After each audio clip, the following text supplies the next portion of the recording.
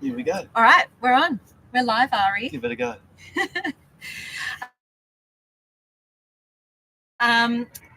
Well, I'm here in Fitzroy with a dear friend and industry peer, Ari Vlassopoulos, at his home, and we're actually sitting by the pool. Unfortunately, we can't have the pool in the background because the light was at the back of us, but let me just say it is a gorgeous end of summer day here in Melbourne. It's a lovely warmth. It's an Indian summer. It's an Indian summer day. And it seems just so appropriate to a pool when speaking with Ari. Ari, like me, has spent decades in restaurants, mainly fine dining. Possibly thousands of years. What we would call fine dining, thousands of years. Possibly. Yeah, well, being Greek. Possibly. You started your career out a little bit before me, which means that you're a bit of a hero of mine. I remember back to 2008 when you won the Clown of the Year award for the Good Food Guide back at Pearl. You've also, and we will come and elaborate on these areas, you're a father of two beautiful boys. And also there is a stint working with government in policy, and we'll have a little chat about that along the way. Also a restaurateur himself at the wonderful Bar Saracen with Joseph Aboud, yeah. Aboud, very good Joseph which Aboud. I can attest to the beauty of that bar and what it brought to Melbourne at the time.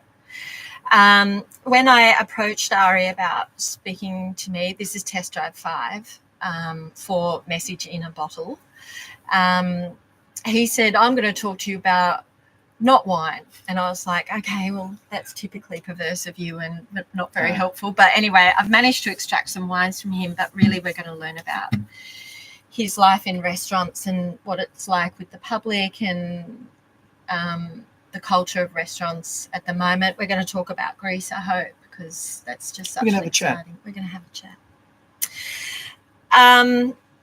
So in this podcast, I'm endeavouring to discover more stories about wine through the people telling their life story, punctuated by specific moments in their lives and the wines that they were drinking at the time. So a lot of us, just speaking to a certain generation, started off with some sweet wines back in high school.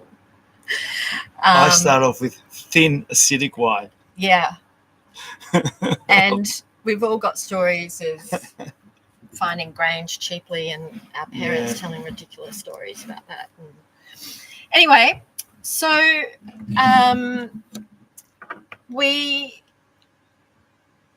I think the restaurant conversations are going to be really, really interesting about what's changed since we started, where you think we're going.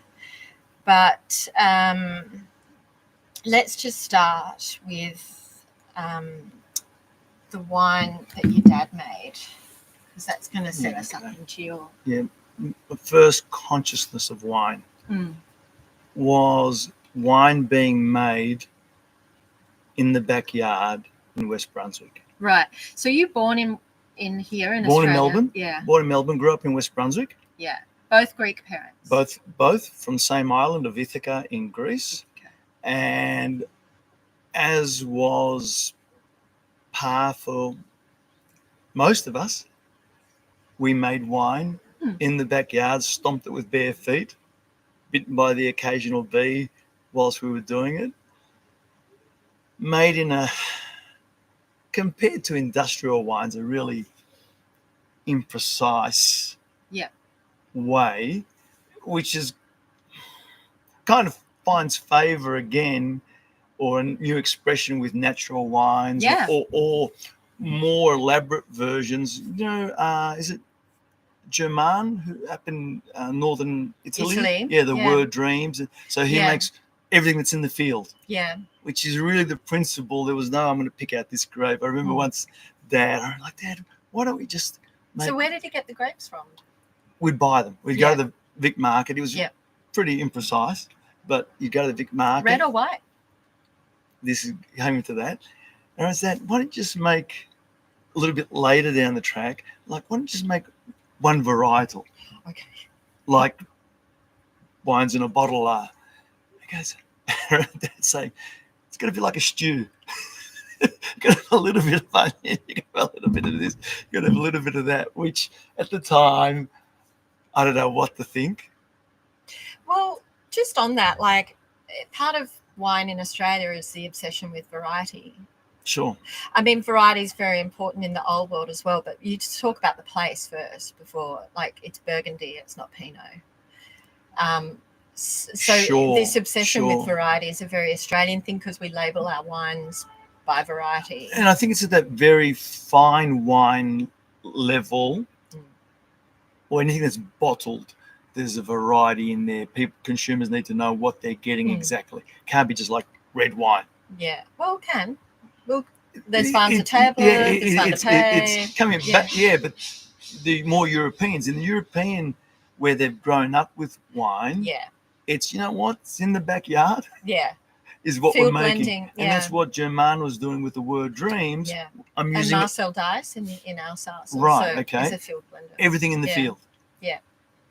And that's staying, and people are looking for more unique expressions of wine when they decide, okay, everyone's gone down Sauvignon Blanc. Yeah. Everyone's gone down Chardonnay. Yeah.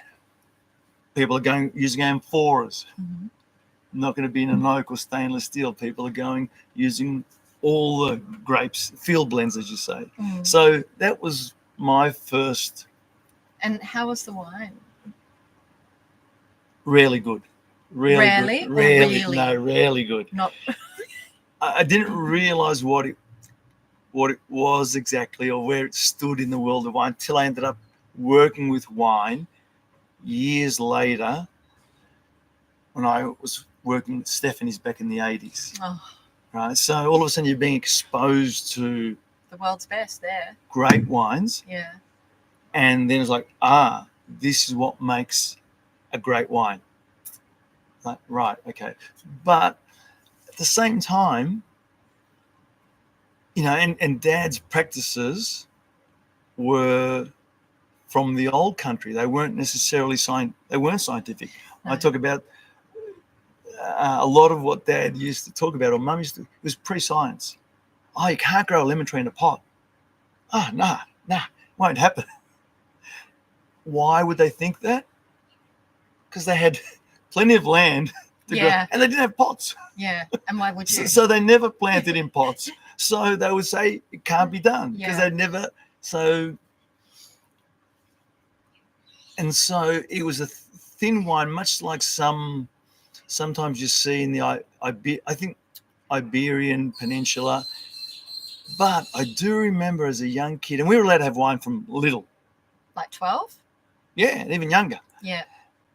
And having that with a fish soup that Mum used to make was more like a brodetto kind of soup. We had a lot of Italian influences where Mum and Dad came from.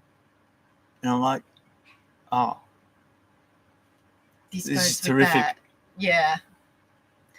So when was that revelation? It wasn't conscious. No. I had to go back and look. Yeah, and really think about when that moment was. Yeah, and then I remember exactly how well that went together. I didn't know it. No. I didn't know. Dad's wine was generally oxidated. Yeah. That's the toughest thing about home making is keeping the oxygen out. Yeah, sure. And he'd put the heater on it while it was fermenting so it could ferment fast. Yeah. And all those things that came out of there were times of scarcity. Both my parents experienced famine in pre, during, and post-war. Yeah. It was not a wealthy country, Bruce. No, really. But all of those things I think about, I'll digress a little bit, and my theory on Amari, that Italian drink that's often had after dinner, it's you would be making Sipuro for the Greeks, or grappa Yeah. for the Italians, or rakia for the Croats, and so on, because you're using everything. Yeah. But what happens when you've made an undrinkable grappa, as is famous, everyone, fuel, rocket fuel, da-da-da, from the local Greek guy or the local Italian. You doctor it. Yeah. You doctor it with what you have. Sugar, and if you've got sugar and lemons, you've made limoncello, and you've something else from the north and so on. Thus, Amaro is born. Yeah. That's my theory, and I reckon it's pretty hard to budge me off that one. Oh, no. All these things come out of necessity, really. Absolutely. Not anyone thinks, I want to make a delicious herbal drink. They're like, I've got this alcohol left over. I'm not wasting it. I need a drink. Yeah, you need a drink when the wine's run out. I'll put this rocket from here and these herbs from there and exactly. some sugar. And so a lot of those things, you'd use every grape. You'd extract the bejesus out of them. Yeah. Yeah. You'd try and do it quickly because you had to go and do the olives next. Yeah. Yeah. And so on, and you'd put it in whatever barrel you had, and away you went.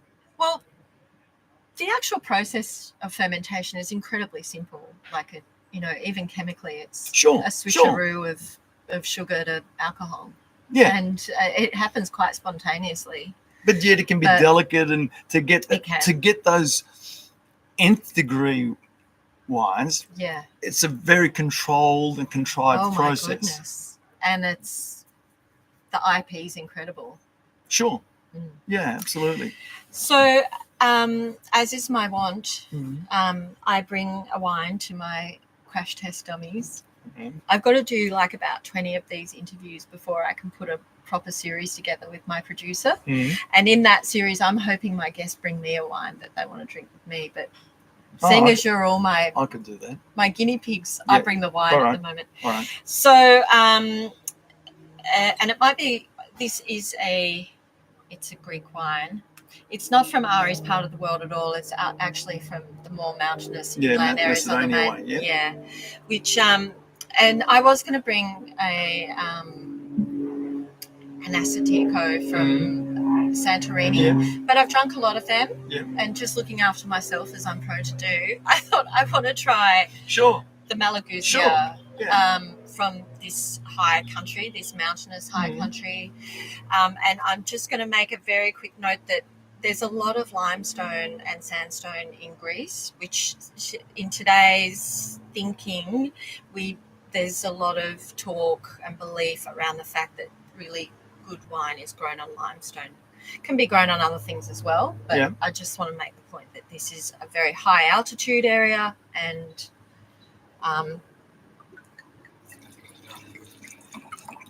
probably on limestone soils. The other thing I'll note is that this producer, can you say it for me? Vasiliou, which means old man Vasily. Old man Vasily. Yeah.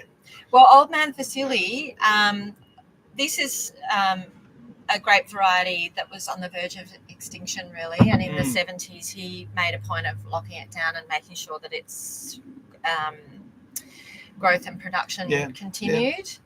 And then one thing, we won't go too much into Greek wine unless you're going to talk about it at some point. No, not particularly. But I'm just loving them.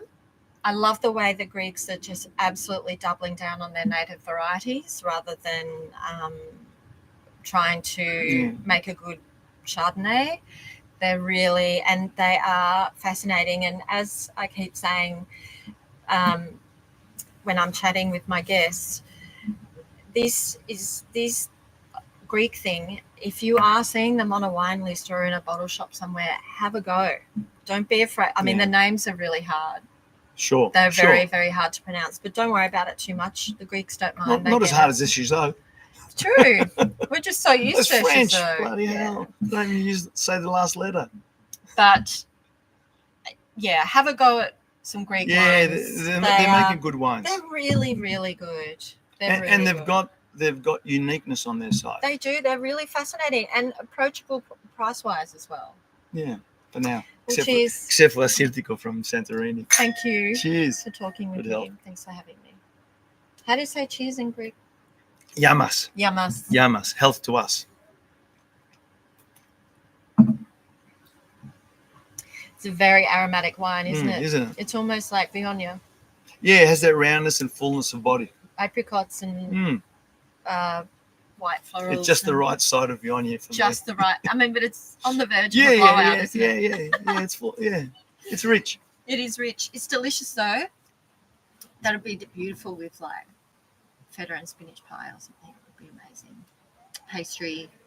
Maybe even a rich buttery fish dish. Yeah. Possibly. Yeah.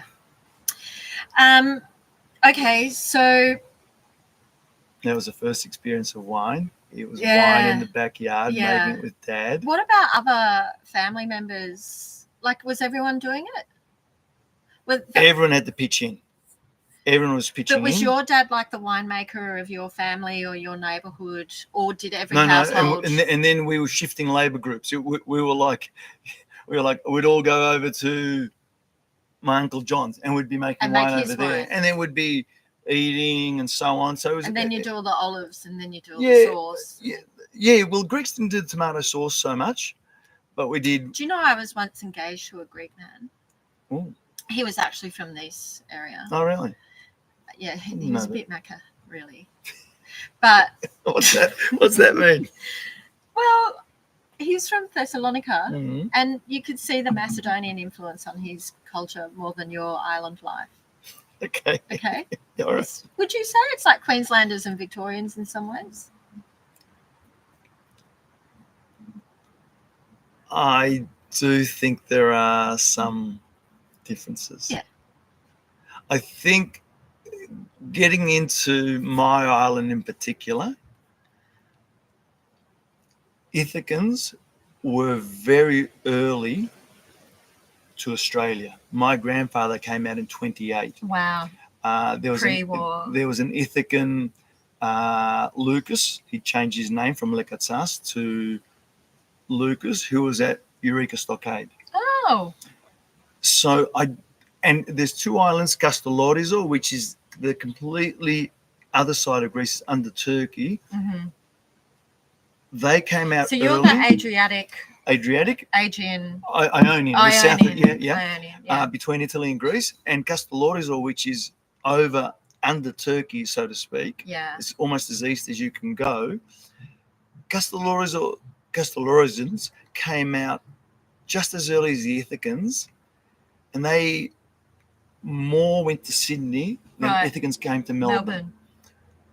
And as a result, there's been people leaving Ithaca and going back, and all the influences that travel produces, and it makes they've been exposed to more of the world as a result from, if I take my grandfather's situation, for over 100 years. Yeah. So why that's the case, why those two islands so far apart seem to be leading the charge, no one is quite sure. But they did, and therefore the island is a little bit different. Yeah. Sometimes some of the mountainous regions more isolated, and all that goes with it. Well, I think so. Yeah. It's kind of a worldwide phenomena that those more inland areas and less exposed to other cultures. All that goes with it. Yeah, all that goes with it. Anyway, it is very mountainous, that part of sure it is. Of Greece, and it is actually part of the European Alps, sort of winding its way through there. Is it? Yeah. So it was a mobile crew of family that would go around to different parts of the family and be making wine at Panos, be making wine at Spiros, would be making. So it was a crew of people that would do that. So that was the way we did wine. I kind of really encountered wine again. Started working. I just want to finish on your family for a sec. So your dad, what did he do? He's a fruiterer. Like a merchant? Wholesaling market? Retail. He had a little store. Not a grower. No, he had a stall. Yeah. At Flinders Street Station, on the station side, between Elizabeth and Swanston. Yeah. And for the most part, he was there. Then that led to me having different jobs. I became a paper boy under the clocks. Mm-hmm. Oh. I know. Paper boy under the clocks. And then I don't know how I got involved in that, but then I used to be a runner for the drinkers at Young and Jackson's on a Saturday. Wow. So I would go and collect their bets. And I would hop on the train to Flemington. How old are you, Ari? I would have been about 13 or 14 when I was doing that. And I'd take the winnings, if there were winnings, back, and they'd give me a slice. And on a good day, I could earn more than my father earned in a week. Yeah. I know. It's funny. Even as a paper boy, I'd take the tram from West Brunswick, go and sell newspapers. I can't remember what time, maybe 6 o'clock, 6:30, maybe 7 o'clock I was done. Dad had gone home. I'd take the tram home by myself. In primary school. Yeah. It's funny days. Different. Yeah. So but, different. Look, those stories of growing up, if you got through, not everyone got through. I can make them all stories of daring do and fun and hilarity and larks. Not everyone got through. Unscathed. Yeah, it was tough. It was pretty good for me, but not everyone got through. Any brothers and sisters? Yeah, 2 brothers. Okay, where are they? One lives in Bulleen, Doncaster. Yeah. Other lives in Coburg, here. Didn't go into the world of hospitality. No. Both of them work in logistics. Okay. Yeah. So hospitality, when did we find our way there? And how? First job. Place called Rialto Receptions in Fitzroy Street, St Kilda, opposite what became the Stasio's. Yep. Like around Talana? No. Further towards the beach. Yeah. I guess that would have been westish from Talana. So there's those beautiful houses, that beautiful architecture, big, quite grand buildings there. Is it in one of those? No. It was a kind of 70s modern brick thing. Okay. Was it Pelican? Pelican, right? Yeah. It was near on that corner. block, and there's lots of. I think it's been knocked down now, but it was a funny place. It was a family affair, and I'm trying to think. Santo Genovese was the MC, and had the classic kind of 70s mustache and the hair and the velvet bow tie. It started every night like, how about Collingwood? and then invariably he'd sing a few songs as well. Wow. It was real Wayne Corny. Newton. Yeah, it was real Wayne Newton stuff. and we did lots of different. So they're mainly, were they Aussies? No, they're Italians. They're Italians. And mainly Italian weddings? Mainly Italian weddings. Yeah. Occasionally you'd get, you knew when you got a Greek or a Masso wedding because there'd be cartons of cigarettes and bottles of whiskey on the table. Oh my God. Seriously. Which is so good. Yes, so good. So good. Yeah, have a whiskey. Yeah, fantastic. Have a bottle. So that was the first hospitality job. Just, throwing out. And were you at school or? Yeah, I was at school. Oh no, that was high school. Yeah. I was in high school. Where'd you go to high school? Did that at Brunswick High School, the very colourful Brunswick High School. Yeah. Heaps of Italians and Greeks, I imagine, at the time. There. Yeah, I think Anglo-Australians would have been the 4th largest. It would have been Greeks or Italians, I can't be sure. Lebanese. Oh, yeah. And then Turks. And maybe Turks. And then maybe Australians. Right. I used to wonder, even then, like, there were a couple of Australian kids. I just think, what's this Aussie kid doing here? Like, we were all trying to move out. Brunswick was like, it's not Brunswick now. You'd be like, you've gotten off the boat, you're hanging on for dear life. Yeah. You're trying to put it all together, and then, most of friends and family moved out to Baldwin and so on. Yeah.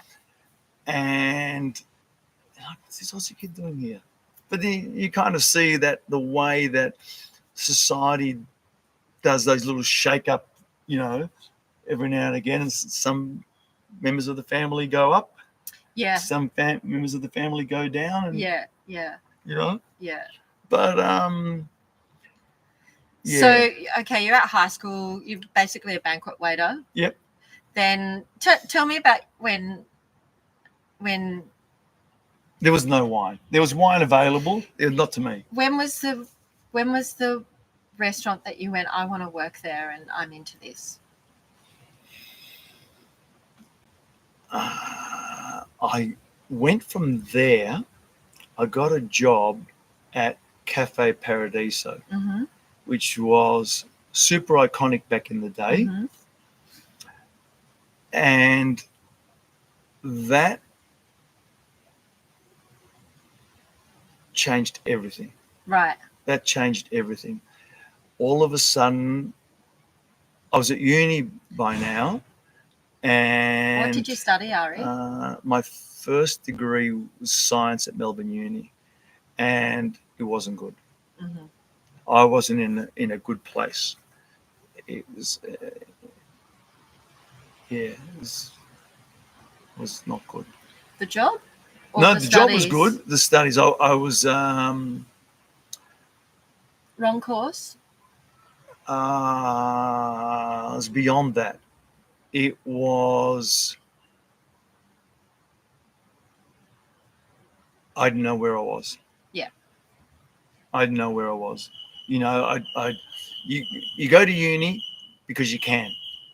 Yeah. And you must, in some ways. A lot of yeah, first-gen migrant yeah, kids. and even then, my parents didn't know what I was supposed to be doing at uni. Yeah. What I was supposed to be doing at school. Yeah. My parents had never been to school. We talk about what were they expecting us, that you'd go out and you'd become a man. And the teacher would give you a backhander and that would get you on the right path, because the backhander was everything. Yeah, and we were in Brunswick High School was this 70s hippie experience. Right. And there was these migrants trying to, and sometimes I say to start to give it context, is the only people I knew at that point, starting high school, that had any benefit from university, who had even been to university, was the local doctor and my teachers. Yeah. I didn't know anyone else. Yeah. There's no one in my family, no one in our group that had been to uni. Yeah. And so you go to Rialto receptions, and it's a start, and you're getting a job, and you're paying your way, I guess. Then I go to Paradiso, and there's artistic people, and there's people studying architecture, and their fathers were architects, or their father was a banker. They'd gone to a private school, and part of the culture shock, I remember meeting someone. I still remember he said to me he'd never been in a fight. It was like they came from Mars. Yeah, really? Okay. They came from Mars. I could not comprehend. Not having been in a fight. Like, how much was fighting a feature of your adolescence? Weekly? Right into uni. I had 2 fights in the lecture hall. Punch on? Well, it was only me punching. So what's that about? Well, that was me not being an aggressive guy. Well, you must have been then. Or was it just cultural? Well, I'm much less aggressive now. Much less aggressive. It really took an effort. Oh, well, thank goodness you made the effort. Yeah,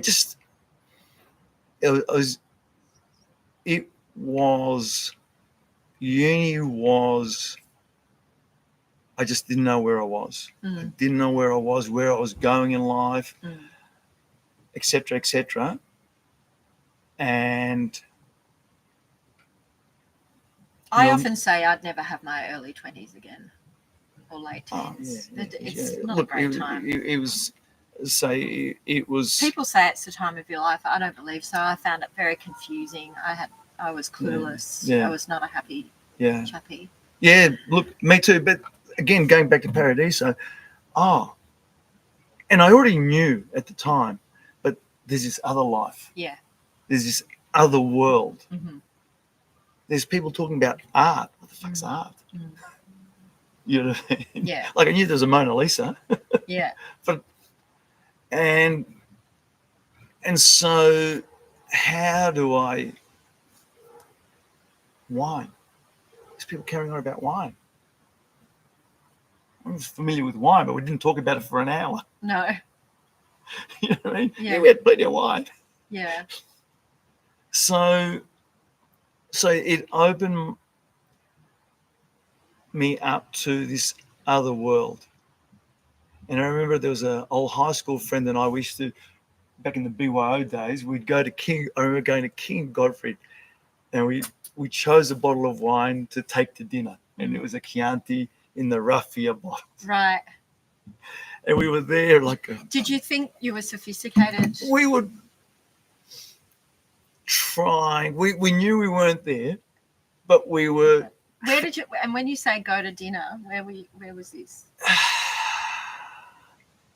I'm remembering one place that was a French place, and it might have been in North Melbourne. Mm-hmm.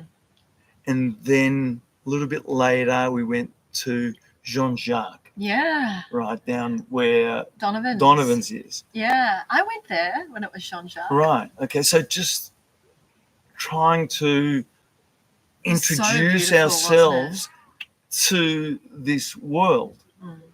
What's this world? Because there's lots of different worlds in Melbourne right now. People say, come from Melbourne. Like, didn't come from the same Melbourne that you came from. Mm. You know, the corollary of meeting someone who'd never been in a fight, went to Melbourne High School, met people that had never been picked up by the police and been driven around the suburbs in a dippy van and then being left 5 suburbs away and like, make your way home. Yeah. I'm like, what do you mean? Like, well, we didn't do anything bad. Like, we didn't do anything either. and so there's different worlds all within the one place. Yeah. And we knew there was this other world. Right. And you wanted to be part of it.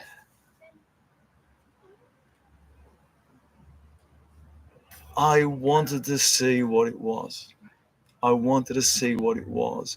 And then, like everything else, wine was part of that. Yeah. Yeah. It was this entree into this other world where there was art and there was architecture and there was more than just there's a meal on the table. There you go. Yeah, I often talk about how wine is, if you are into music and literature, you know, it's a similar sense of discovery with it.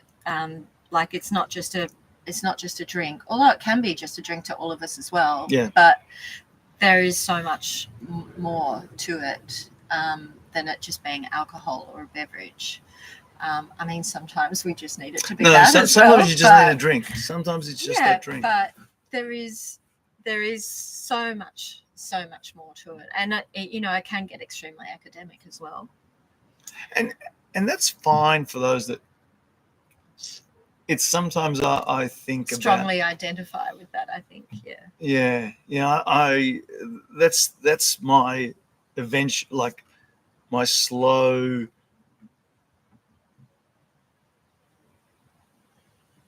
evolution gone full circle. Yeah.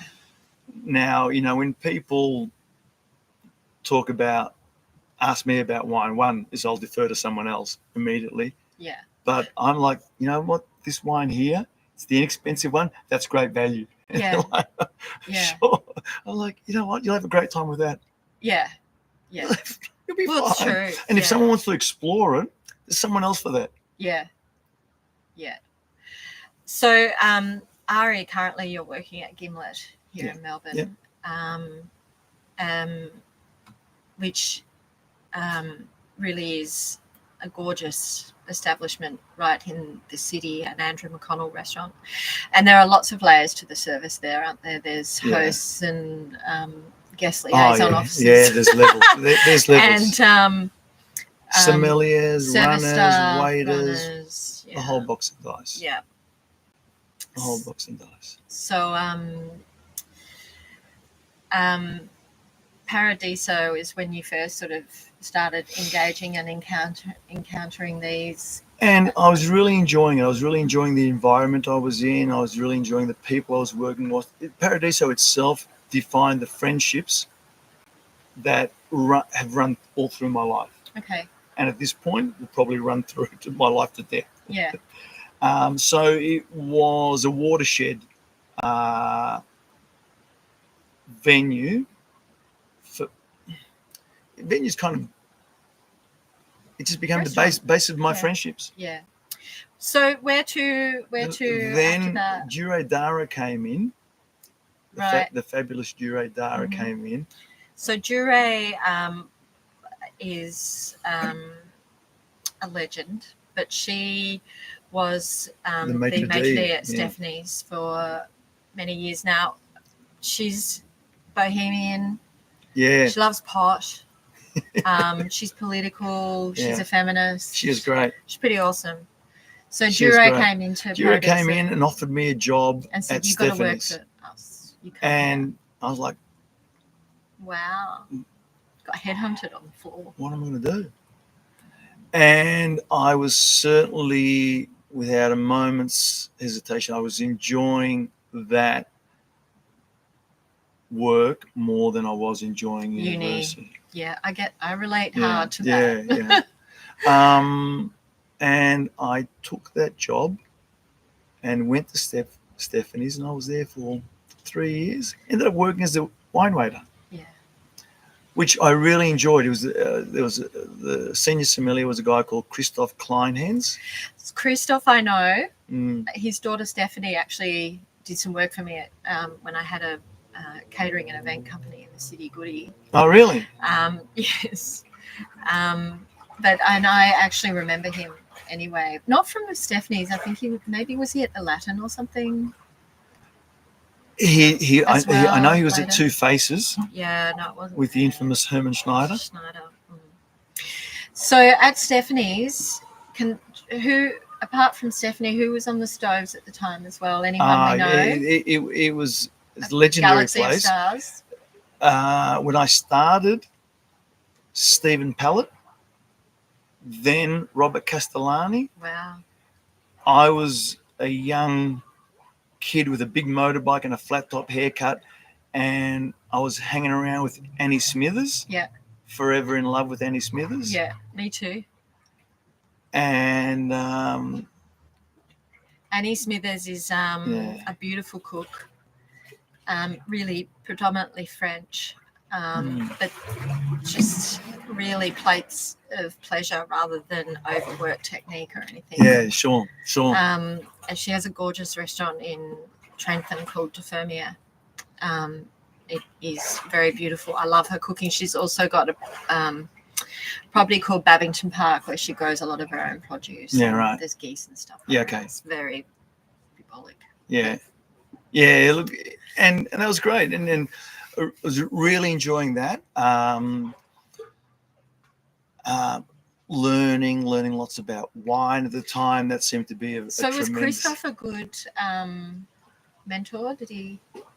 He was old school, strict. And when I made mistakes, he let you know. Yeah, absolutely. Which was that was the norm for those times. You know, playing soccer at a high level, some of the coaches. It was all brutal. I was used to those men. I was used to men How do they being do like it now, that. Ari? It's all about education in a much softer way, isn't it? Lots of inputs and enrichment of staff rather than iron fisting. Yeah, absolutely. Absolutely. Yeah, people are more considerate. Yeah. And I think that's for the better. Yeah. I think if you if you've determined that you've got the right person, it doesn't mean that you can't be firm-handed. It might be that that person can cope with that. Yeah. But equally, you don't want to lose the right person because they don't respond to that. Yeah. So there are times it's more considered. Perhaps, yeah, it's not like the bullet approach of... No, the hairdryer. Yeah. Oh, yeah, you used to cover or quite the directly. blowtorch, really. Yeah, quite directly. Or sometimes literally a blowtorch. Yeah. I mean, everyone will be familiar of the stories of the 90s and noughties of brutal, particularly in the kitchen. Yeah. The brutalization of staff from really masculine, macho sort of chefs. Yeah. It's, the teenage now kid. we've got sexual harassment is a huge problem in the industry. I mean, I don't know why I managed to dodge that bullet, but yeah, look, it was around, but I don't know. Obviously, I just didn't. Oh yeah, it was around. Yeah, but I never really had to deal with much on that front. I had some abuse in other ways, but not. Yeah, I can't remember anyone that was. I'd stand up for myself if I felt it was going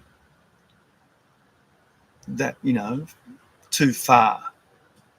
I remember an infamous moment with Simon Hopkinson in London. London, the kitchens were much wilder than. I remember one kitchen I worked in. We had the police in 3 times over the 8 months that I worked there to respond to assaults between the kitchen staff. Yeah.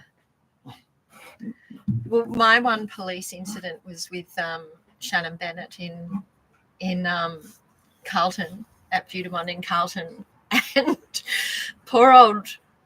the old guy from Largo's Butchers had come in, hadn't been paid, looking for his money, and Shannon, who's infamous for not speaking so well to suppliers or staff for that matter either, with all due credit to his success as well, but there are some gaps in his character for sure. And the old guy went out back to the truck, and then not 5 minutes later, but one of his ginormous sons came in and got Shannon and just shook him around like a rag doll for a few minutes, and I called the police. But there's been plenty of times I reckon it would have been totally deserved with some of the people I work for. Yeah. And I think part of the reason, aside of the obvious and easy one to say is ego, I think the least it's awful. I'll probably never get a job in Melbourne again after this. The least educated people in a restaurant is the kitchen. The most degrees are in the pot wash. Yeah. And then you've got failed lawyers, art students, whatever it is, curators on the floor. Yeah. Right. And I think what happens is you become a line chef and you can cook a piece of fish really well. Then you become a commie chef, and then you go through the ranks. But there's no real mentoring. You can cook a piece of fish. Then as you go up, you've got to handle people. Yeah, it's the people. And then it's the people. And the money. The skills don't... And you haven't developed those skills. You haven't been mentored to develop those skills to deal with people. It's that old French command and control. And then they don't respond for whatever reason, or you haven't instructed clearly. Like how many times I've worked for people, they're like, what did you actually mean? And then they get furious. Like, I haven't understood. I genuinely haven't understood. Yeah. Explosion. Yeah. Because they don't have the skills to communicate. And then what happens? It becomes violent. Yeah. Something happens, and all of a sudden our negotiations, because like politics, the negotiations can't go further, it becomes war. Yeah. And I think that's what you saw so often. Gimlet fantastic. We have, Well, there's Andrew McConnell is, he's a pretty well-rounded guy, isn't he? He's an intellect as well. Yeah, and Andrew, and I think part of that, like he hires, like we have Colin, the head chef, and he just sets this great calm tone in the kitchen, and it's so refreshing. It's like I must say, when I'm at Gimlet and I go out to the loo and I walk past the kitchen, I think, God, I can hear that orchestra. I can hear, I can feel that all that layer playing along harmoniously at Gimlet, and I think, God, maybe I'll just get back on the floor. I just love it. But it does feel very beautiful from someone who has worked in it. Yeah. It does just feel gorgeous. Yeah, I think the best compliment I can give Gimlet as a workplace is if you had a child that wanted to work in hospitality, make a career in hospitality. That's where you put them. Start there. Start in any of those Andrew restaurants. People stay. Yeah. And it's not always true for other big restaurants. No. Yeah. Not at all. They're very good so for HR. So what do you think? Now, I'm going to get a bit industry geeky here and possibly a bit boring for our listeners. So we won't spend too long on it. But there is a company run by Tony Eldred who does consulting, who consults to restaurants mainly about human resources and training. And it was Tony Eldred's and it's changed now, hasn't it? Oh, I don't know. Yeah, I think it has. Would know more. But I know that he was part of the success of restaurants and the dynasties of the Van Handels. So, and I think that Andrew also has Eldred Services running through the business. Sure. So just quickly, what are your thoughts on that? I really like. I don't think I've ever had Eldred training. In fact, I don't even carry plates on the right hand. I carry plates on the right hand. I've never been taught to carry plates properly. I've just learned these things as I went.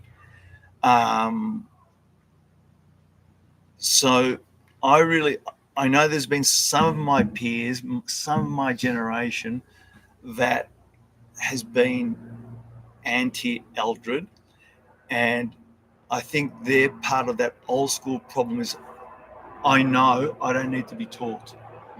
I think I might be one of them until now. Yeah, right. And I found something very generic about the restaurants that he was working with, but I was always wanting to be a bit punk, Sure.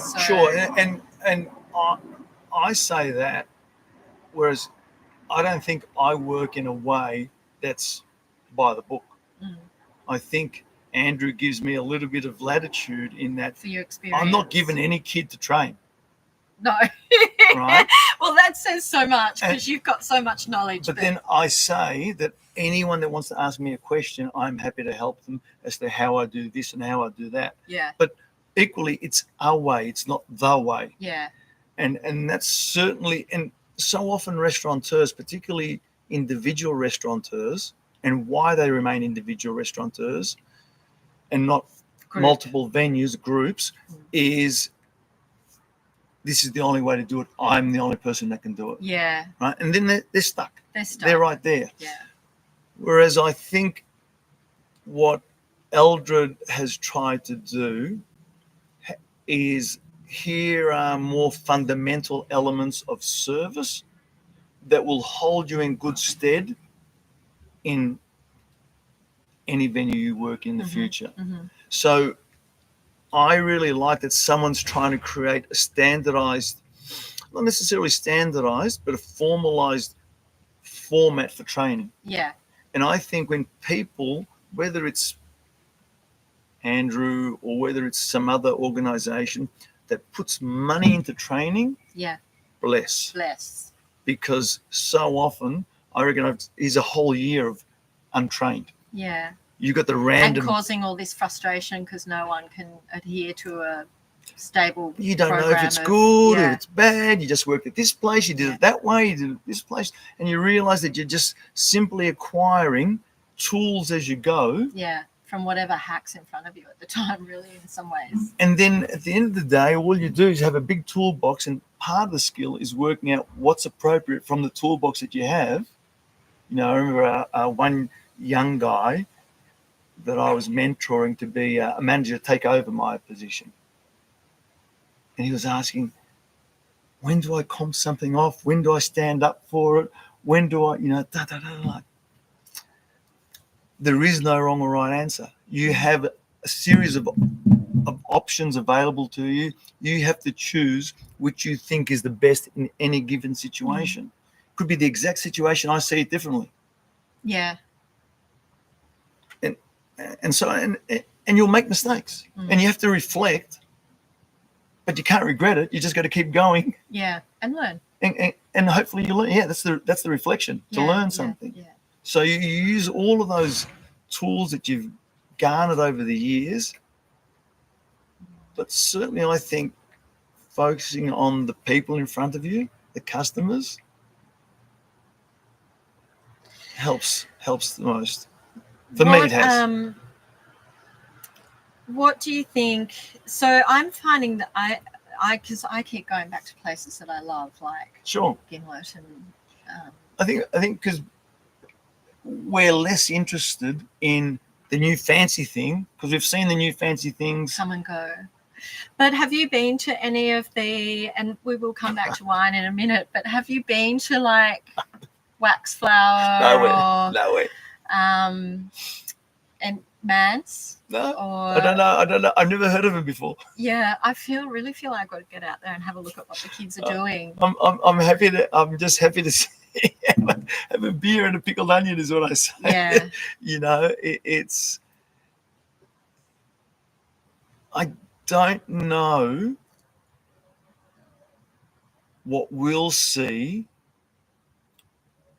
that is groundbreaking. Like truly groundbreaking. One of my favorite recent restaurant eating experiences, I ended up going to Werribee, the Indian food truck park. Yeah, that would have been fun. Street food. I felt like I was in another country. We were the only two white people there. We were eating Indian food that we'd never seen before. That's fun. And we were sitting there, and then the people that we were just at these benches eating the food, they were telling us about the food and where they came from. Wow. And that was... Yeah, that's fun. That sounds great. Yeah, I loved it. I loved it. Or some of the Adana trucks up in Campbellfield Way and so on and so on. I'm going to bring you back to wine. Tell me about Bethany Chardonnay. Okay. So Bethany, I remember we'd got some fresh garfish. I'd cleaned and... Do you love seafood? Yeah. Yeah. Yeah. I mean, you're everything in the sea. Yeah. Everything in the sea. Yeah. There might be something I don't like. I'm not sure what, but everything in the sea. But we had some garfish. Garfish, for me, one of the great fish. Yeah, I love... Well, I'm from Adelaide, so garfish is quite... Yeah. I think, you often say King George whiting, best eating fish, southern waters. Coral trout, maybe best eating fish, northern waters. But I reckon garfish is every bit equal to whiting. It's just we're not as familiar with it. We just don't see it as much. Anyway, so I cooked up some garfish, and we bought a bottle of Bethany. Who were we with? I was with the mother of my sons before she was the mother of my sons, and I think it was Anne. Yeah, Anne Davies, and we were just early in the relationship. Everything was wonderful. Yeah. And with food, with wine, the emotional content of the setting is crucial. Yeah. There is no point in you've just busted up with a great love of your life and drinking good wine. You're And that's not when in a you choose position. gin. You're not in a position to see all those things. You No. know, people go on holidays. I had a little cafe in Greece. People are like, this is the best fish, and I'm just pan frying on the, by the side of the whatever. But when you're in that great space, yes, there's so much emotion that ties everything's it all right. in. Yeah. The other one, and I'll go to the almost end of that relationship. So everything was just right. The fish was great. It was this great match. And I do believe in food wine matches. I just think they're overstated. Yeah. Right? They can exist. Yeah.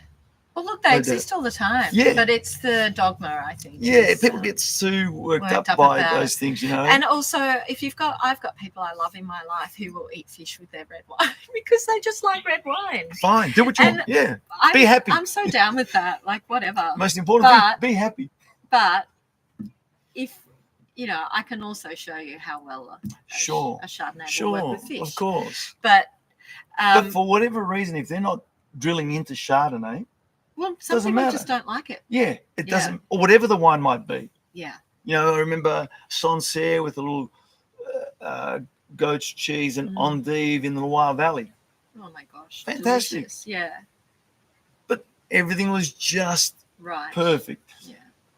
Going to that relationship, end of that relationship, or that phase of that relationship, because we still share the kids. So first date after, when there's life, you're like, and there's you come out of Dr. the grief Lucen, and everything. the burnt cassoulet, and the first date's gone well. I always will have a nod to that wine. Do you know what I mean? It's like, where were you having? Did you cook that night as well? No, or were you out I didn't cook. Was it Taxi? Taxi. Was it Taxi? And we were having. It was Paul Mathis when he opened it, and there was a card player to walk around the restaurant, and we were eating sashimi, and I don't know. Who's the lucky lady? Better too. Right? Is that an off-camera question? Yeah, and because there was another set of emotions. So I love that you're bringing this up because, one of the real purposes of this podcast is not to be talking about, the nuances of the wine and, what the residual sugar might be on that Dr. Lozen burnt cassoulet. I'm assuming it was Dr. Lozen, was it? Yeah. And by the way, it is a beautiful Riesling from the Mosel in Germany, this wine. A vineyard called burnt cassoulet. And it would have been a Cabernet, I imagine. So just gently fruity, not sweet. Yeah, that beautiful. And that beautiful acidity. That beautiful German floral. Beautiful wine. So every guest I've had has talked about either Prum or oh really? Or Dr. Lucen. Yeah, sure. Yeah. So again, it's that emotional content is so important to trying those things. Yeah. Now professionals, the tasters and so on, they can put those things aside. Yeah. They've just had a Barney with their partner and they can just go in and do tastings and so on. And but the joy for us all, even as professionals, are these moments that you're talking about way more than guessing a wine in the options game that we're playing amongst other peers. It's, these are the moments for sure where there is that emotion and that delight of all the planets aligning with how you're feeling and also just how goddamn good it tastes. You probably would have been having it with sushi at Taxi. When it's good, it's really good. Would have been delicious. When it's good, it's really good. It was delicious. And again, you're open to it. And like sometimes it's spectacular. I might have mentioned there was a Gevrey Chambertin, a Ville Vignes. I remember trying that. Yeah, I've actually got a Chambord Mazzini here in your notes, I think. Oh, yeah, Dujac. Yeah. Dujac. Oh, yeah. I remember that. Yeah, I was working in London. So. Okay, good. You had some time with Conrad, didn't you? Yeah. So I got amazing restaurants through. What year beautiful. was this? This was 87. No way, that early. 87 when it opened. I was part of the opening team. So what restaurant was Bibendum. that? It was such a beautiful restaurant. Oh my God, yes. Such a beautiful restaurant. Well, that was one of those bullying situations. I threatened Simon to punch his head in the kitchen. Your old Brunswick came back, did it?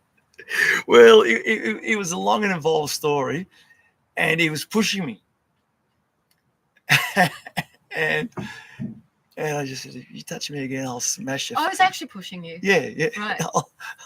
I'll smash you in the face, and I won't stop right in this kitchen. And one of your guys is going to have to pull me off. And from that, I threatened it, and he didn't like it. He goes, well, you can leave. I'm like, no.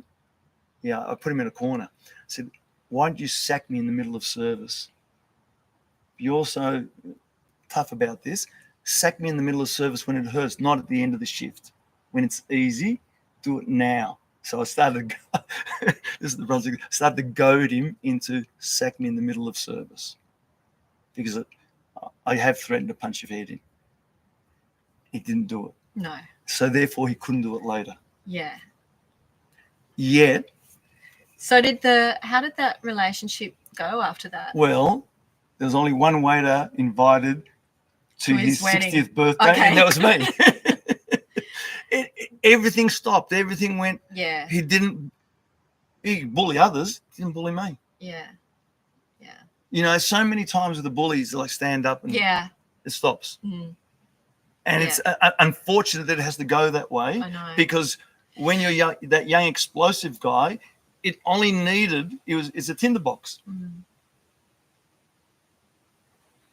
And then it can go really bad.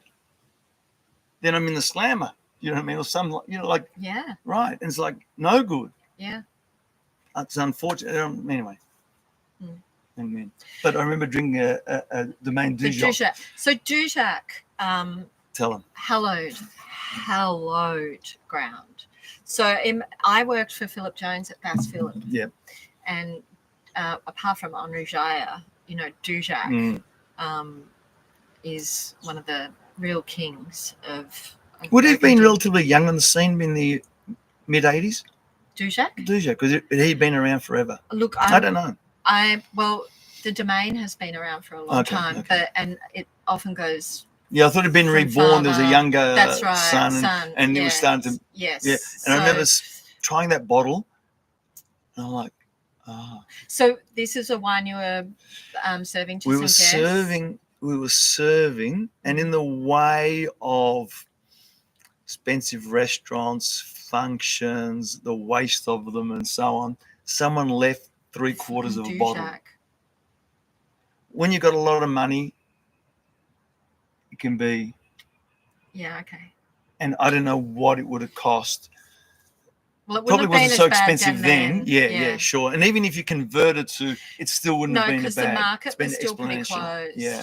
Whereas it became so global. During the absolutely. I remember 2000s, like China started buying Burgundy, Singapore. I started to think about, I had some loyalty points at my local bottle shop. I thought, and they said to me, you've got a few loyalty points. I've been there from the beginning since it's open. Why don't you buy a bottle of wine or something? I went to the back of the shop to have a look. Like, maybe I'll get a Romani Conti or whatever, just for this, it's been years since. And it's like $12,000. I'm like, I'm never drinking that again. No. That's it. Those days are done. So done. So well, let's see what maybe Trump's tariffs, 200% tariffs on the French, on the EU will mean. Well, because they're the biggest market, America, for these wines. I keep getting out of frame. I'll move closer to you. Good. That maybe it will open the pricing up a little bit. Who knows? If I was Dujac, I'd just be putting them in the cellar and waiting, because Trump's time will finish too. Yeah, of course. But how many? I mean, even but they keep a cash flow. That's what I mean. Yeah, they might be able to put some away for better days. But anyway, interesting times with. But I remember trying that wine or all of those things that I won't go into the tasting notes or what have you. And I'm like, I just want to go to bed and drink this wine in bed. Wow. I was just like so besotted by it. Can you remember any of the descriptors? Like, was it the you fragrance or like blue fruit? It was so in the supple. You use those words, tanners. It's silky. It was so the integration was just so seamless. It really was like pouring mercury, and it was like that glossy. Wow, it was smooth, so beautiful, like and just being wow. I'm so besotted by this wine. Now, I do think I have a bottle of Dujac somewhere. It's not Chambord Musigny, but what I find over the years, for me, unfortunately, something's gone with the palate. Wine is a lot more mute for me. Mm-hmm. I don't know what it was, what it is. And then the other part of it is that, and I do feel this with customers as well when they ask me about expensive wines. It's like, if you don't drink wine at that level all the time, it's lost on you. It's a bit like giving an L plater a Ferrari. Yeah. Well, that would be fun for the L plater. Well, yeah, until they crash it. But, you can't possibly... yeah, well, I think that too about Australians, particularly with wine, wanting to spend a lot of money on special occasions, and like maybe spending a little bit more than you normally would. Sure. But I think that going crazy, what it sort of is setting that wine up to fail a little bit to me as well for this. Yeah. Because if you haven't worked your way into that price setting, it means you're not that interested in wine anyway. Yes. So agreed. Why are we doing this today? Yeah. Maybe a glass of champagne when you wouldn't normally drink champagne. Have a go at something like that. But I mean, even then, you pay $45 for a great glass of champagne at a great restaurant. Yeah. It's too much if you don't. If you don't drink champagne regularly. Yeah. And so I very much agree. If you are into champagne, knock yourself out. Go for it. And you've got the budget. Well, everyone can make that budget at some point in their life if they really want to. But what I'm saying is, if you don't have that budget maybe everyone well, even my 30-year-old niece who's just finishing her nursing degree, and her husband who's a linesman, will take themselves out for dinner once a year. Yeah. I remember saying when at Saracen, and I was very conscious of, and it was in the lead up to the GFC when utilities and stuff were going up and wages had been stagnant for a long time, and just trying to stay inexpensive. Very democratic pricing at Saracen. Right? Yeah. It was. And, it was. And some would say to a fault, and it's like, unfortunately, it didn't translate to numbers. Yeah, well, it was fun. That's the other thing with restaurants is there's only so much space as well. Like, or you talking about turnover? We couldn't even be full. We couldn't even be full. So so I was hoping, well, wait till we're all full all the time, and then put the pricing up. Sure, but let's make this affordable so people can keep coming back. And because of limited space and stuff, all the wine was about that same price. We didn't really delve into, not while I was there, they did it later, because if you ran out of one wine, we could just move another wine on by the glass. Yeah. And it was about the same price. Yeah. So you could come in, try the food, enjoy the food ideally, and you could get a good glass of wine, not super expensive, and so on. But so we've just jumped ahead here, assuming that people know what we're talking about. And I know no one's listening to this apart from my producer, so this is for you, Margie. Ari had a restaurant of Middle Eastern appearance. Yeah, that's right. Or a bar of Middle Eastern appearance. That's how Joe, on Punch Lane. Yep. Which is just off Little Burke Street up the top end of our city, and just really activating this little laneway. I mean, our laneways are awesome here in Melbourne anyway, but this one hadn't really... Yeah, not since Roses, which was a few restaurants before. That's true, Roses, Yeah. But you got in with Joseph from Rumi, who is an incredible cook. Is he a chef? Has he got a ticket? He And it doesn't really matter. He started as a chef. Yeah. Beautiful flavors, Middle Eastern, but not overly bold. There's a real elegance to his food, I think. The food was wonderful. Wonderful. It really was. There was some wonderful dishes. It had its real. It's almost now, because it's 6 years or something was the beginning and end of it. This mythical status now. Yeah. You know what I mean? Because it came, it was like everyone loved it, and then it just went. And it went. So was it GFC that nailed the coffin for you, or? No, GFC was 2007-8. We'd opened 14 or something. Oh, right. Yes, sorry. I don't know how I put that together. It was. It's maybe this is a bit too much restaurant talk. I remember when the GFC came, restaurants were still buoyant. And at the time thinking the restaurant experience can't be replicated online. Yeah. You can't, right? You couldn't. No. Then, by the time Saracen kicked off, Uber Eats was starting to set new records. Everyone had ADSL. Everyone had a big screen. Game of Thrones was on. So all of a sudden, that entertainment and food combination, which is what restaurants are, you could, and then you'd had essentially stagnant wages for a period of time, and utilities were going up. Yeah. And then, okay, you're a young couple, 70,000, 80,000 entry-level job, or whatever it is, like, you can't afford to go out 3 times a week. So if we get Uber Eats Monday, Tuesday, Wednesday, we can afford to go out on Friday and Saturday.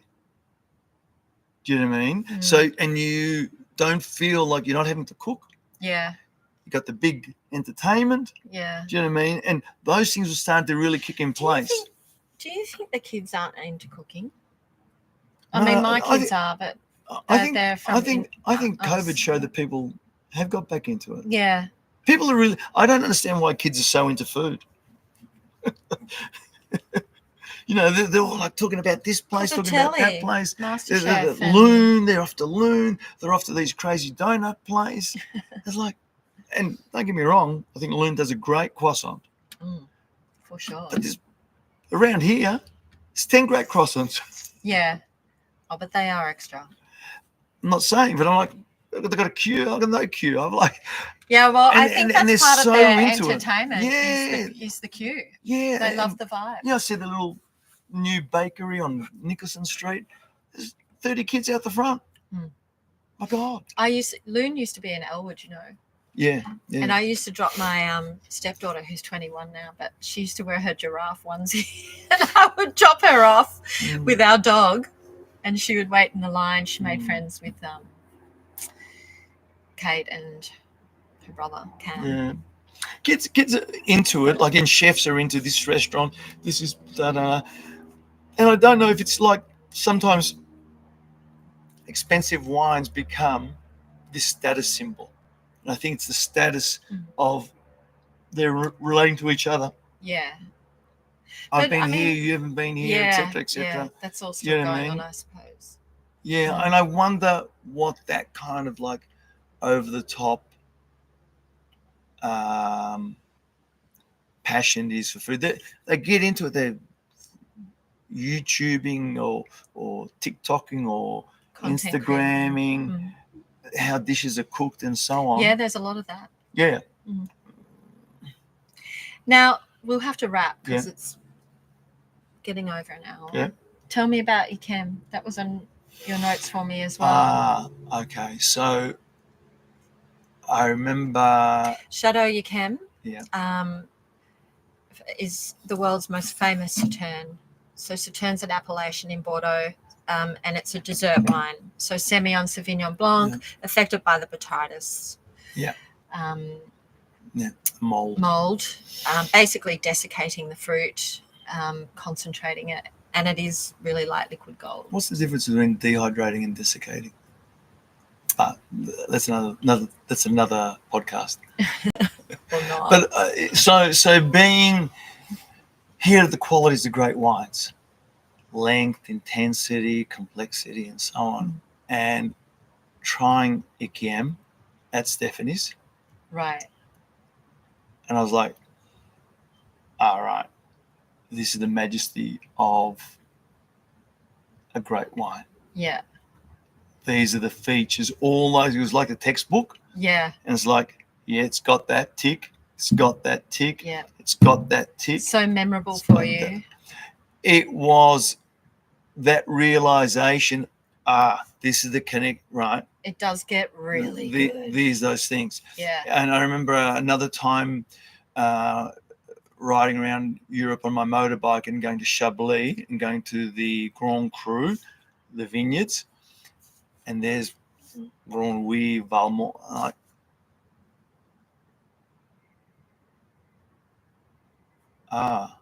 This one's more sun that way, that has more, this one less, more steely, more. That's how this all goes together. Mm-hmm. Yeah. In that very right. Yeah. Okay. You know what I mean? Yeah. And as much as I most of the time bag out terroir. Do you? Yeah, I do. Why? In the famous words of David Chang, it's a shakedown half the time. But you could see where this wine came from.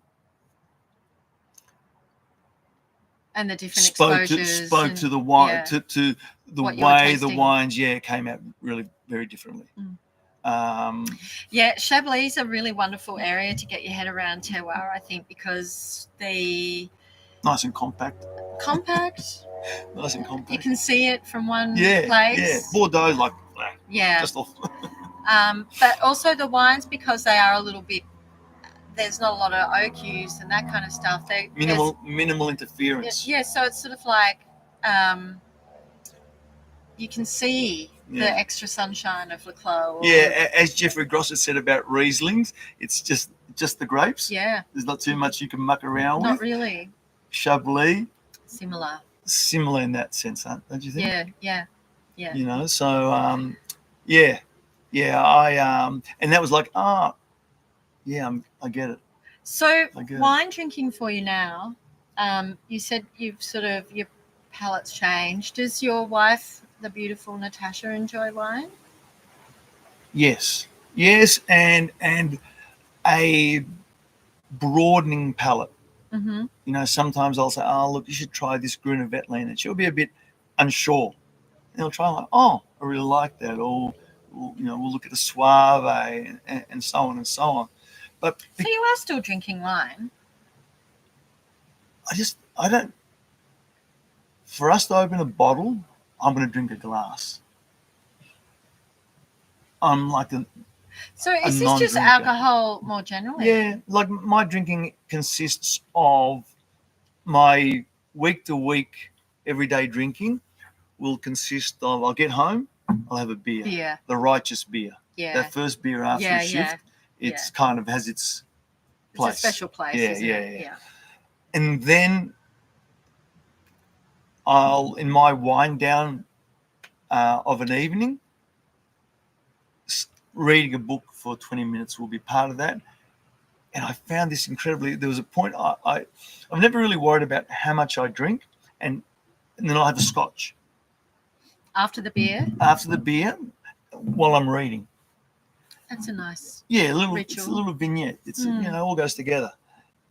And there was a month that I tried to not drink just to see if I could do it, because I've never really worried about that's the level of my alcohol consumption. Yeah. And one glass even out of a bottle, it's, but just to see, God, those two. They're so beautiful, aren't they? Can I not give these up, please? And fortunately, I could go back to them because it was just me just testing myself. Right? I've tried that test, but I just take so much pleasure from it. This glass of wine that I have when I come home and start cooking, and then the glass of wine that I have with my dinner, the pleasure it brings me is so. Agreed. And yes, there's a lot of information at the moment about how bad it is for us, and I understand people are really questioning their alcohol consumption, and I'm definitely in the tapering off part. I just think, well, God, what the hell am I living for if I can't just have these things? I certainly subscribe to the theory of better a good life than a long life. Yeah, well, I've got no interest in trying to stay preserved in formalin to 107. No, and while we're talking about health and fitness, like you're about to ride through Europe. Now, you've already ridden through China. Is that right?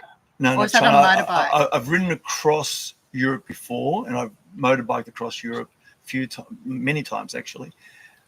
No, China was supposed to be a driving trip that didn't. We were supposed to drive from Chengdu across Russia. Oh, okay. Right, Central Asia, and back in those days, it was with a person now who's on the Supreme Court of New Jersey. Well, he was, but anyway, it didn't work out. The border was closed, so we had to change plans completely and do something different. So I caught the Trans-Siberian Express on that journey. But you're about to ride through Europe, though. Yeah. You've done this before? Yeah. On your push bike? On the push bike. What kind of bike? I found one in the apartment block, and I've just Frankensteined it, cobbled it together. Yeah. So it's all meant to be lo-fi. Yeah. And when do you go? End of April. I'll start in Paris, go see the rebuilt Notre Dame. Yeah. See one of the great things that human beings do. And then from there, I'll make my way to Ypres in Belgium. Mm-hmm. And on your bike? I might train to Ypres and then start riding, because getting out of Paris is the headache. Yeah. Getting out of the cities is always a bit of a... Yeah. Right?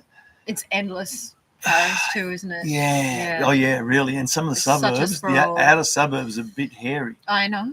Yeah, people think it's all nice. There. It's all nice. No. But I've been in a few dodgy suburbs across the world before. And then I'll ride through the World War I sites and see some of the lesser things that human beings have done. Mm-hmm. So I always figure, go to Tokyo, enjoy all those beautiful things. Go to Hiroshima. Yeah. Respect the people that, suffered and that died. perished. Or suffered. Yeah. And I think with all of those things, I think it's just a...